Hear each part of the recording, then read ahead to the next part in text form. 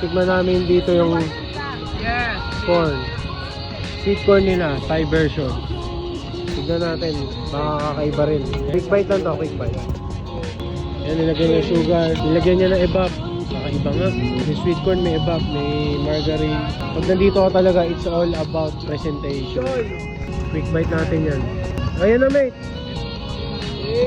Thank you. Sweet corn, Thai version dito sa may Chinatown. Tignan na natin, quick bite na.